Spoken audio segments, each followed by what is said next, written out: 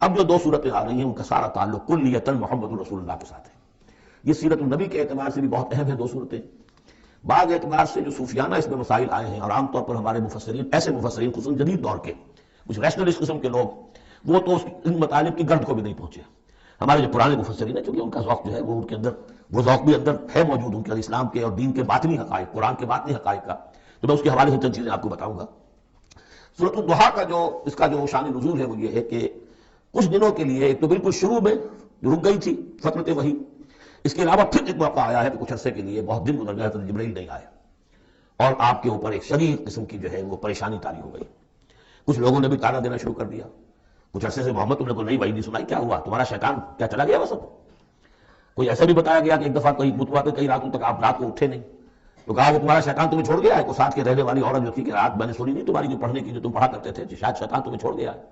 خود آپ کو جس قدر ایک اشتیاق رہتا تھا کہ وہی آئے اور آپ کی وہ روح کو جو ہے مزید اور غذا اور تر و تازگی جو ہے وہ مسلسل ملتی رہے، اس کی وجہ سے یہاں تک آتا ہے کہ حضور فرماتے ہیں کہ اس درجے میں رنج اور غم میں تھا کہ میں سوچتا تھا کہ میں پہاڑ کے اوپر چڑھ کر اپنے آپ کو گرا دوں. بر بنائے طبع بشری، اس درجے حضور کے اوپر جو ہے یہ شاخ گزر رہا تھا کہ وہی کیسے بند ہو گئی. اور اس میں یہ بھی تھا کہ اللہ ناراض تو نہیں ہو گیا، کیا مجھ سے کوئی خطا تو ایسی نہیں ہو گئی؟ یہ سبب کیا ہوا ہے؟ یہ ہے وہ کیفیت کہ جس کے اندر یہ آیتیں نازل ہو رہی ہیں. اور اب آپ اس کو سمجھ لیجئے کہ اس کا نفسیاتی اور انسان کی باطنی کیفیات کے ساتھ کیا تعلق ہے. انسان پر دو طرح کی کیفیات طاری ہوتی رہتی ہیں. جیسے میں نے پہلے ایک دفعہ آپ کو بتایا، صدیق اور شہید کے درمیان جو فرق ہے بنیادی، کہ کچھ بنیادی طور پر لوگ ایکسٹروورٹس ہوتے ہیں، کچھ بنیادی طور پر انٹروورٹس ہوتے ہیں. ایکسٹروورٹس کھیل کود بھاگ دوڑ، لوگوں سے ملنا جلنا، گفتگو ہے، اسے دھکا دے دیا، اسے مذاق کر دیا، اسی میں وہ خوش رہتے ہیں، بڑے مگن رہتے ہیں. تنہائی انہیں کاٹ کھانے کو دوڑتی ہے. اور ایک انٹروورٹس ہوتے ہیں کہ وہ مجلس وغیرہ کو نہیں ہوتے، اپنے تنہائی میں کہیں بیٹھے غور و فکر کر رہے ہیں، سوچ بچار کر رہے ہیں، انہیں وہ مجلس سے زیادہ اپنا گوشہ تنہائی جو ہے وہ زیادہ عزیز ہوتا ہے. تو یہ دو مزاج اللہ نے بنائے ہیں. اسی طرح ہر انسان کے اوپر آلٹرنیٹلی کچھ کیفیات آتی ہیں جس کو ہم کہتے ہیں میرا موڈ آف ہے. ایک طرح قبض سا ہو جاتا ہے طبیعت میں بندش سی ہوتی ہے. کسی وقت اسی شخص کے اندر پھر انشراح سا ہو جاتا ہے، پھر ہنسنے بولنے کو جی چاہتا ہے، گفتگو کرنے کو جی چاہتا ہے. تو یہ کیفیت جب انسان کی روحانی زندگی سے متعلق ہو جائے تو اس کو پھر صوفیہ نے نام دیا قبض اور بسط. کبھی طبیعت میں انشراح ہے، انبساط ہے، طبیعت جو ہے وہ آبادہ ہے، ہر چیز میں روشنی کا پہلو آدمی دیکھ رہا ہے. ہر چیز کے اندر آپ کو معلوم ہے ایک تاریک رخ بھی ہوتا ہے کسی معاملے کا اور روشن رخ بھی ہوتا ہے. اس وقت انسان روشن رخ کو دیکھتا ہے. اور ایک وقت میں آتا ہے کہ طبیعت میں بندش سی لگ گئی ہے، جیسے اندر کوئی پکڑ لیا کسی نے. اب طبیعت جو ہے وہ بھی اپنے اندر وہ انقباض محسوس کر رہی ہے، اور پھر آدمی پیسیمسٹک ہو جاتا ہے، نا امید سا ہوتا ہے، پھر اسے ہر معاملے کا تاریک پہلو زیادہ نظر آنے لگتا ہے. تو یہ قبض اور بسط کی کیفیات ہیں. جب کبھی قبض کی کیفیت ہو، قاضی ثناء اللہ پانی پتی رحمۃ اللہ علیہ نے تفسیر مظہری میں لکھا ہے کہ قبض کی کیفیت میں اس صورت کا پڑھنا تریاق ہے. جس طرح حضور صلی اللہ علیہ وسلم کے لیے گویا کہ اس وقت جو وحی کا بند ہو جانا تھا وہ گویا کہ ایک طرح کے انقباض اور قبض کی کیفیت پیدا ہوئی تھی. اس میں اللہ تعالیٰ فرما رہے ہیں والضحیٰ، قسم ہے دن کے دھوپ چڑھنے کے وقت کی، واللیل اذا سجا، اور قسم ہے رات کی جبکہ وہ چھا جائے یا ساکن ہو جائے. سجا کے دونوں معنی سکون. اب دیکھیے ان دونوں کو کیوں لائے؟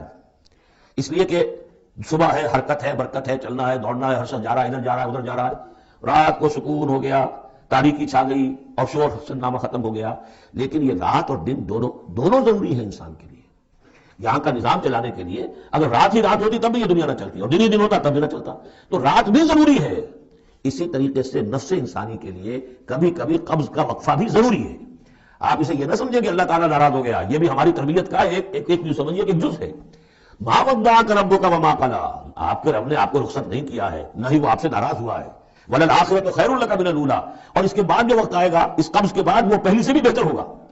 اور میں حیران ہوتا ہوں کہ کیسے غالب نے وہ بات کہی ہے کہ جو بالکل ترجمانی ہے اس کی، رکتی ہے میری تباہ تو ہوتی ہے رواں اور. یعنی یہ کہ جب میری طبیعت کے اوپر کبھی کبھی رکاوٹ سی آ جاتی ہے، اب شعر جو ہے اچھے نازل نہیں ہو رہے، لیکن جب وہ رکاوٹ سے میں نکلتا ہوں، اس قبض سے نکلتا ہوں، رکتی ہے میری تباہ تو ہوتی ہے رواں اور. اس لیے کہ اس قبض کے بعد جب مرحلہ آتا ہے انبساط کا اور انشراح کا تو وہ ایک قدم آگے ہوتا ہے. آدمی اس پہلی کیفیت سے ایک درجہ جو ہے اس کا بڑھ چکا ہوتا ہے. وَلَلْآخِرَةُ خَيْرٌ لَكَ مِنَ الْأُولَىٰ، یقیناً پچھلی ہر گھڑی، ہر ساتھ اور ہر قبض کے بعد آنے والا انبساط آپ کے لیے پہلے سے اونچا درجہ لے کر آئے گا. وَلَسَوْفَ يُعْطِيكَ رَبُّكَ فَتَرْضَىٰ، ان قریب آپ کا رب آپ کو اتنا کچھ دے گا، اتنا کچھ دے گا، آپ کی محنتوں کے وہ نتائج سامنے آئیں گے کہ آپ راضی ہو جائیں گے. اب دیکھیے پچھلی صورت ختم ہوئی تھی وَلَسَوْفَ يَرْضَىٰ، یہاں ہے وَلَسَوْفَ يُعْطِيكَ رَبُّكَ فَتَرْضَىٰ. صرف ضمیر کا فرق ہے، کیونکہ صدیق پر وہی نہیں آتی، براہ راست خطاب نہیں کیا جا سکتا، وہاں وہ صیغہ جو ہے وہ غائب کا ہے وَلَسَوْفَ يَرْضَىٰ. اور چونکہ نبی وہ ہے جس پر وہی آ رہی ہے، براہ راست مخاطب ہے، تو وَلَسَوْفَ يُعْطِيكَ رَبُّكَ فَتَرْضَىٰ، آپ کا رب اتنا کچھ دے گا کہ آپ راضی ہو جائیں گے. اب یہ کہ اسی قبض کی حالت میں پھر اللہ تعالیٰ اپنے احسان جتا رہا ہے، اور یہ بہترین ہے۔ کبھی طبیعت میں ڈپریشن ہو اس طرح کی اور قبض کی کیفیت ہو تو آدمی یاد کرے کس کس مرحلے پر اللہ نے میری دستگیری فرمائی، کن کن مراحل پر اللہ تعالیٰ نے مجھے مشکلات سے نکالا، اس سے وہ حوصلہ بڑھتا ہے۔ اور اس کو بھی سمجھیے کہ اسی انداز میں علم یجد کا یتیمن فآویٰ، یہ سیرت النبی کے بڑے اہم حصے ہیں جو اس میں آ گئے ہیں۔ آپ کی پیدائش یتیمی میں، پوسٹیومس چائلڈ، باپ تو پہلے فوت ہو چکا ہے، دادا ہے 2 سال کی عمر میں وہ بھی گئے، پھر 6 سال کی عمر نہیں 6 سال کی عمر میں والدہ گئی، 8 سال کی عمر میں دادا گئے، اور وہ یعنی جو آپ نے دیکھا ہے ابتدائی زمانہ زندگی کا تو وہ یتیمی کا۔ علم یجد کا یتیمن فآویٰ، کیا اس نے اے محمد آپ کو نہ پایا کہ آپ یتیم تھے، پھر پناہ دی، آپ کے لیے بندوبست کیا، دادا کے دل میں جو شفقت ڈالی، پھر آپ کے تایا زبیر کے دل میں جو شفقت ڈالی۔ بدقسمتی سے ہماری تاریخ میں چونکہ بہت زیادہ عمل دخل رہا اہل تشیع کا، تو عبد المطلب کے بعد فوراً ابو طالب کا نام آتا ہے، حالانکہ یہ غلط ہے تاریخی اعتبار سے۔ عبد المطلب کے بعد کافی عرصے تک زبیر جو آپ کے تایا تھے وہ سرپرست تھے، تو ان کے انتقال کے بعد ابو طالب کا معاملہ آیا، لیکن ان کو بیچ میں سے غائب کر دیا گیا۔ بہرحال اللہ تعالیٰ جو بھی کسی کے دل میں ڈالتا ہے، آخر ابو طالب کے دل میں محبت ڈالی تو کس نے ڈالی؟ وہ ہم پڑھ چکے ہیں سورہ طٰہٰ میں، وَأَلْقَيْتُ عَلَيْكَ مَحَبَّةً مِّنِّي، حضرت موسیٰ علیہ السلام کی موہنی صورت کے اوپر اللہ تعالیٰ فرماتے ہیں ہم نے اپنی محبت کا پرتو ڈال دیا کہ تمہیں دیکھنے کے بعد وہ قتل کرنے کے ارادے سے باز رہ گئے، ان کے ہاتھ شل ہو گئے۔ ایسی موہنی صورت، اسے قتل کرنا۔ وَأَلْقَيْتُ عَلَيْكَ مَحَبَّةً مِّنِّي وَلِتُصْنَعَ عَلَىٰ عَيْنِي، یہ ہوا ہے۔ تو فرمایا علم یجد کا یتیمن فآویٰ ووجدک ضالا فہدیٰ، اور پھر جب آپ شعور کی پختگی کو پہنچے اور غور و فکر کا مرحلہ آیا، حقائق میں انسان کو سوچ بچار کا مرحلہ آیا، اور آپ کو دیکھا کہ آپ تلاش حقیقت میں سرگرداں ہیں، تو ہدایت دی۔ وہ آگے آ جائے گا، بہت قریب پہنچ گئے ہم، اقرأ بسم ربک الذی خلق، میں مرحلہ جب آئے گا۔ ووجدک عائلا فاغنیٰ، اور پایا آپ کو تنگ دست تو غنی کر دیا۔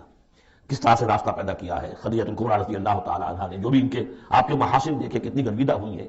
بڑے بڑے سردار قریش کے جو ہے ان سے نکاح کے خواہش مند تھے، انہوں نے خود جو ہے اپنی لوڈی کے ذریعے سے پیغام دیا حضور کو۔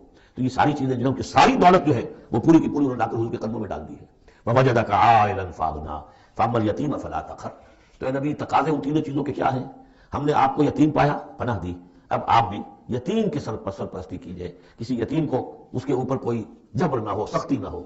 وَأَمَّا السَّائِلَ فَلَا تَنْهَرْ، اور آپ جب کہ تلاش حقیقت میں سرگرداں تھے تو ہم نے آپ کو ہدایت دی، اسی طریقے سے اب آپ کو بھی کوئی شخص سائل بن کر آپ کے پاس آئے سوال کرے، اسے جھڑکنا نہیں ہے۔